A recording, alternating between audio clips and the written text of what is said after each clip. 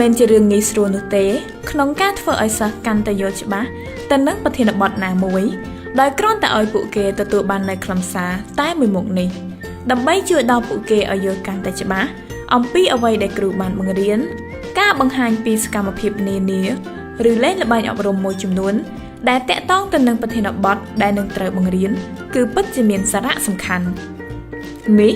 គឺជាសកម្មភាពមួយដែលអាចឲ្យសិស្សរីករាយក្នុងពេលសិក្សាដែលបានដាក់បញ្ចូលទៅក្នុងមេរៀនសម្រាប់សិស្សដើម្បីឲ្យសិស្សកាន់តែយល់ពីមេរៀនកាន់តែប្រសើរសម្ភារៈនេះគឺជាសម្ភារៈមួយធ្វើឲ្យសិស្សកាន់តែយល់ច្បាស់នៃប្រធានបទអាហារូបត្ថម្ភផ្ដោតទៅលើមូលដ្ឋានគ្រឹះសារជាតិចិញ្ចឹមដែលជួយដល់សិស្សឃើញអំពីទំហំនៃម៉ាក្រូនិងមីក្រូសារជាតិហើយពួកគេអាចអនុវត្តក្នុងការស្វែងរកសារជាតិចិញ្ចឹមដែលស្ថិតនៅក្នុងប្រភេទជាមួយគ្នានៅតាមក្រុមនីមួយៗតោះយើងនាំគ្នាបង្កើតគំរូនៃមូលដ្ឋានគ្រឹះសារធាតុចិញ្ចឹមទាំងអស់គ្នាដើម្បីបង្កើតគំរូនៃមូលដ្ឋានគ្រឹះសារជាតិចិញ្ចឹមឡើងបានយើងត្រូវការសម្ភារៈមួយចំនួនដូចជាក្រដាសកាតុងកាំបិតបន្ទាត់កៅបិទម៉ាស៊ីនអ៊ុតរឹងនិងផ្លាស្ទិកសម្រាប់អ៊ុតរឹង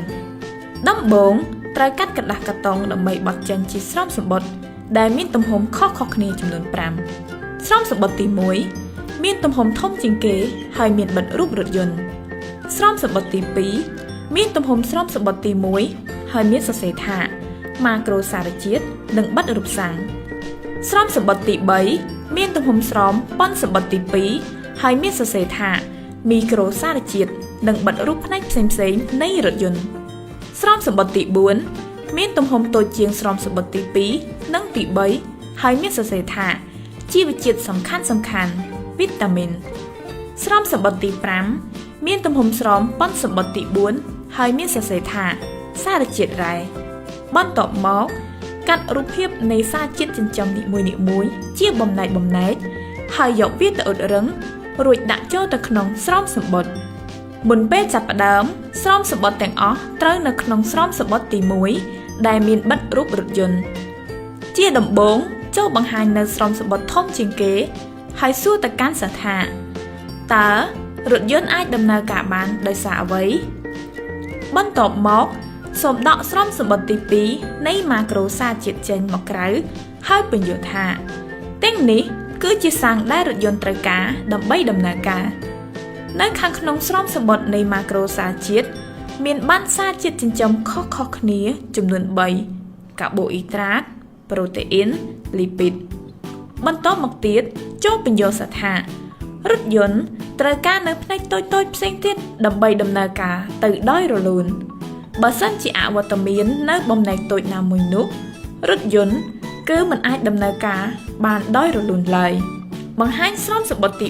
3នៃមីក្រូសារជាតិដែលមានផ្នែកផ្សេងៗនៃរថយន្តនៅផ្នែកខាងក្នុងគឺមានស្រោមសំបុត្រទី4នៃវីតាមីននិងស្រោមសំបុត្រទី5នៃសារជាតិរ៉ែជាថ្មីម្ដងទៀតចូលបង្ហាញនៅប្រភេទនៃសារជាតិចិញ្ចឹមដែលមាននៅក្នុងស្រោមសំបុត្រនីមួយៗទៅកាន់សិស្សហើយពន្យល់អំពីសារជាតិចិញ្ចឹមនីមួយៗដែលស្ថិតនៅក្នុងក្រុមផ្សេងៗគ្នាជាមួយគ្នាផងដែរចូលបង្ហាញនៅទំហំនៃបណ្ណសារជាតិចិញ្ចឹមនៃក្រុមនីមួយៗហើយប្រាប់ទៅសិស្សឲ្យពួកគេឆ្លុះបញ្ចាំងអំពីទំហំនៃបណ្ណសារជាតិចិញ្ចឹមមីក្រូសារជាតិមានទំហំតូចជាងម៉ាក្រូសារជាតិចូលសួរទៅសិស្សថាតើពួកគេអាចដាក់បណ្ណសារជាតិចិញ្ចឹមចូលទៅកាន់ក្រុមវិញបានត្រឹមត្រូវដែរឬទេ